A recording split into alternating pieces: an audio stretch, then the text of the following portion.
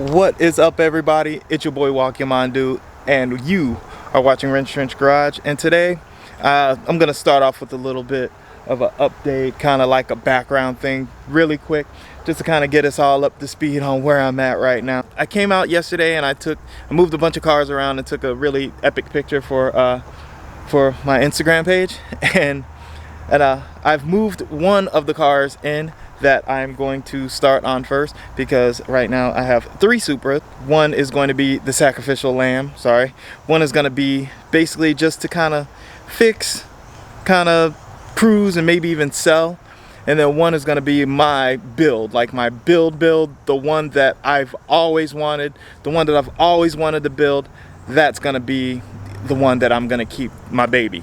Just to give you a little bit of background on what we're doing, just to kind of show you where I'm at. Here you go. So this is the sacrificial lamb. Unfortunately, this is the black Supra that you saw in a previous video where I finally got it running. Or if you didn't see it on my previous video, you saw it on Instagram. And this engine is actually pretty good.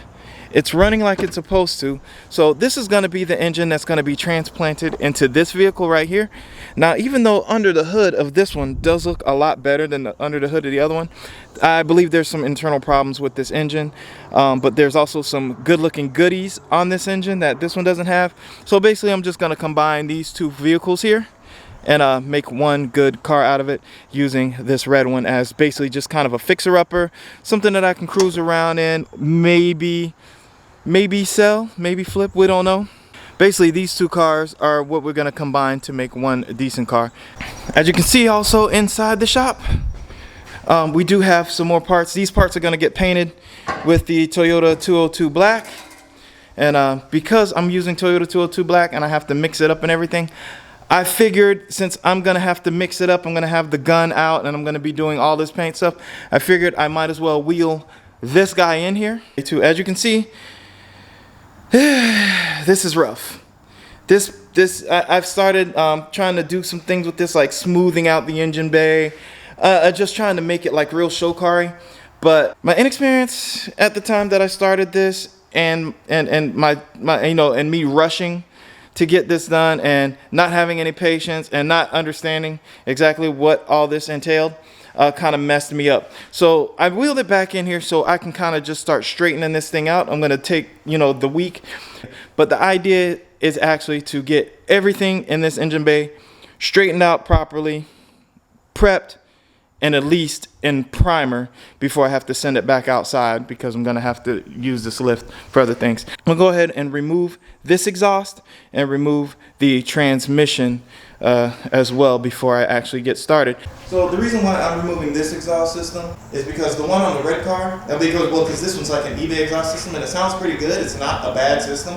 But the one on the red car is like a completely stock exhaust system with just kind of like a fart can on it. So what I want to do is I want to replace that system with this one here, and then I want to get a Blitz nurse spec exhaust, a really nice exhaust, like something really, really good, because this is my baby. This is the one I really want to like really kick around and really just do damage with. I really want to make this one right. So I want to go ahead and get something maybe like a Tanabe or a Blitz exhaust system for this, and then use this exhaust system on the red car, which would be, I think, a better fit for that car. So with that being said, guys, I'm going to go ahead and put this guy in the air. I'm going to start trying to take this exhaust out, take this transmission out, and we are going to use the old trusty transmission jack back there to help me out with that.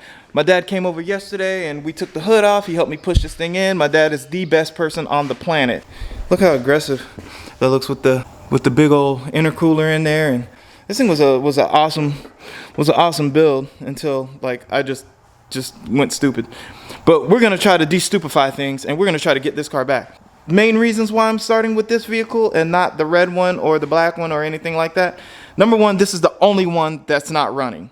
I'd love to have all of my Supras in a running condition. So this is the one I'm gonna start with. And also, the other 2 vehicles are complete, and it will give me some sort of reference point on the build for this one. So if I'm lost somewhere, I don't know where something goes, I have 2 other cars that I can use as a reference to kind of get things back on track with this one, and make things right again with this thing. Here we go, guys. Let's get started.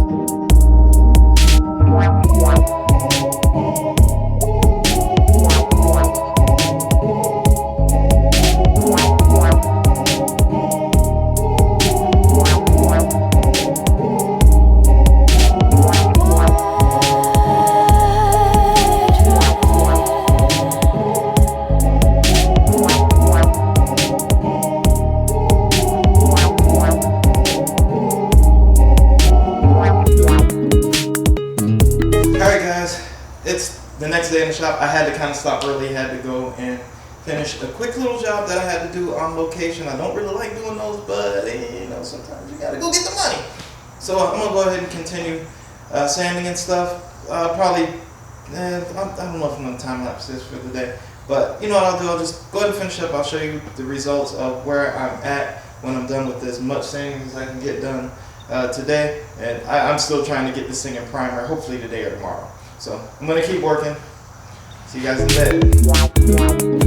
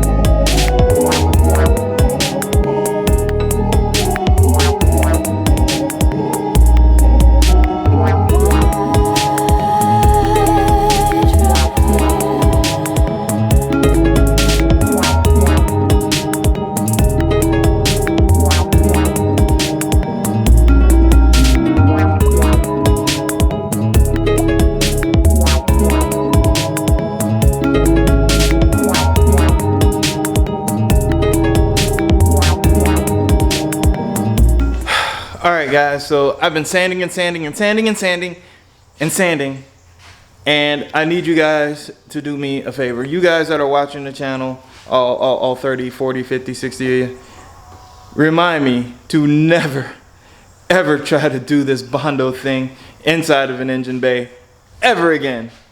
It is a nightmare. So here's the result so far. You know, I left some in there just to kind of help smooth things down inside the engine bay.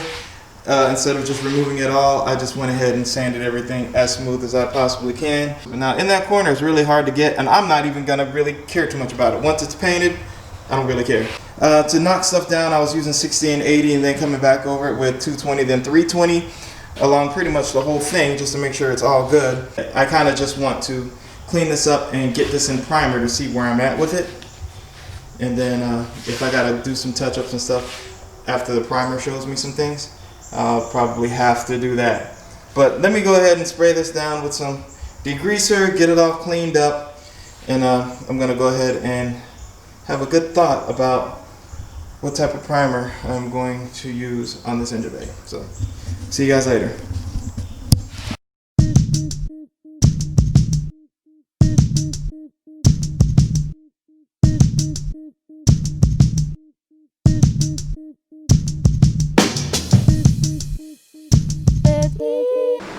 Okay, so I noticed that there was some grit and grime down here on the chassis part.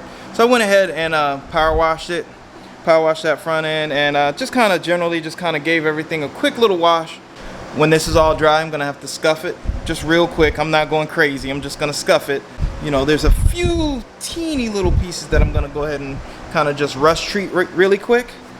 And I'm gonna go ahead and do a real primer on this. I'm not gonna do a rattle can primer. So, and that primer kind of gets everywhere. There's a good chance that I might just prime it in the morning. I may not prime it now. So I was gonna use Toyota 202 black, but I feel like I do that with everything. I'm kind of bored with it. Be like, it's got this green, but I don't think I'm gonna keep this. Once I sand this back and get ready to redo this, because there are some issues with it. Like you can see, it's totally flat here, and I can probably wet sand it out. I can probably wet sand this whole car and make this green look okay. But there's other things that I'm just not happy about. Like this whole panel here is really flat, you know, and over on this side there was a dent. It's really flat, and you can kind of see where, you know, the body work was okay, but I think I can do a little bit better. Nice. Like this side turned out really good, but you can just see just little teeny little things in there that I want to go ahead and take care of. There's a splatter that happened here. You know, it's nobody's fault. It's just, you know, some inexperience and not having the right stuff and not knowing the right stuff to use. So yeah, so this kind of stuff I'm not happy with. So I'm gonna try this whole thing again. Everything's gonna come back off.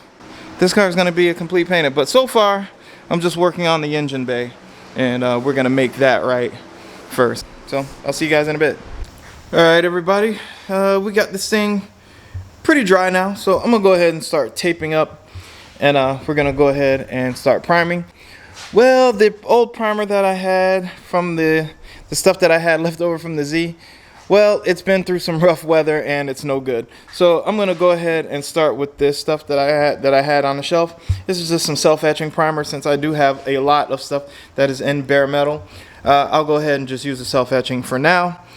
This is black, but it's no indication of what color this engine bay is gonna be, by the way. Just thought I should throw that out there, let you know that I'm going to have to go to the store and grab a sandable high build primer, and then shoot that over top of the self-etching primer after a little bit of a scuff when it's done. And let's go ahead and get something on this thing.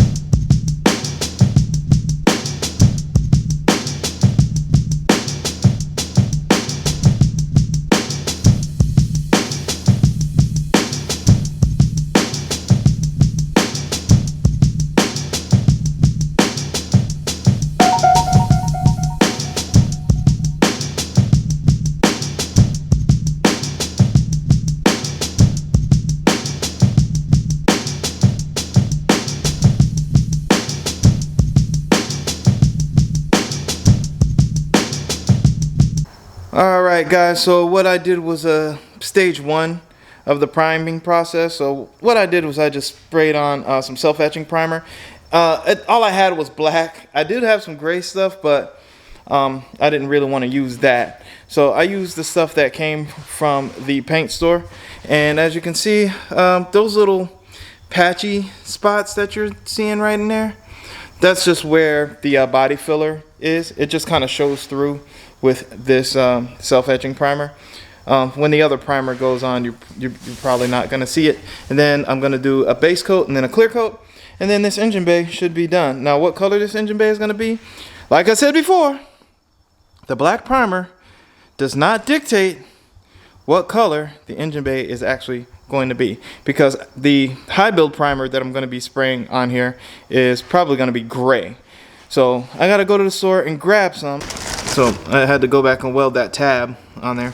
Quick scuff, spray the other stuff on here, and then we can go ahead with our base and then our clear. And then we can move on to the next stage of things. So yeah, see you in a bit. It's the next night, and I went to the store today and we got some real primer. I have some medium weather activator here, and got some more cups, of course. And we're gonna go ahead and mix up some real primer here, and we're gonna shoot this bad boy one more time. This is gonna be just the final coat of primer, and this is a sandable primer. It's a high build, so I can make things look really pretty.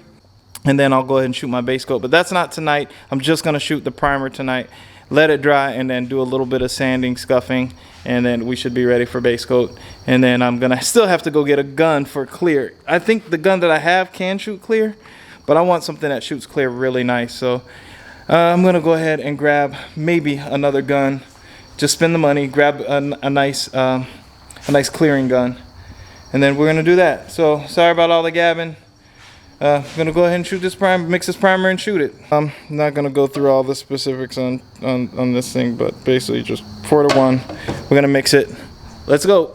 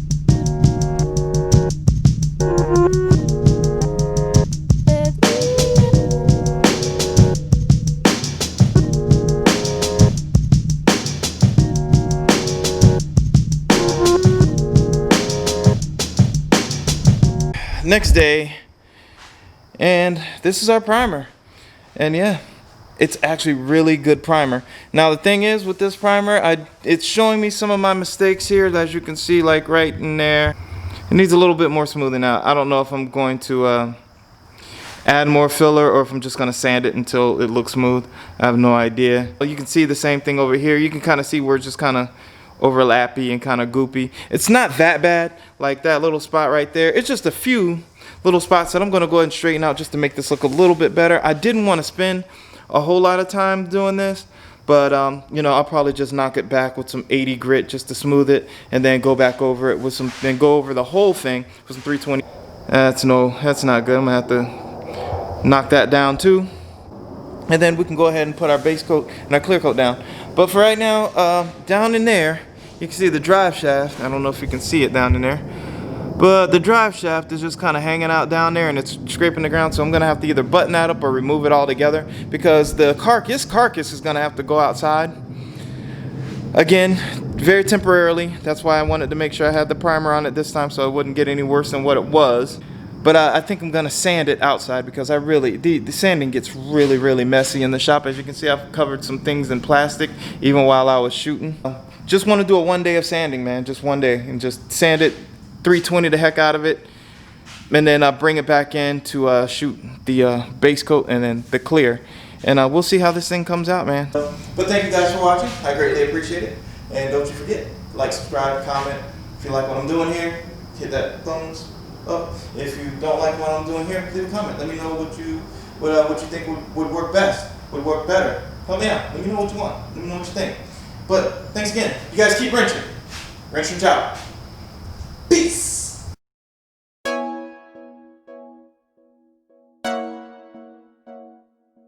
Now I remember you.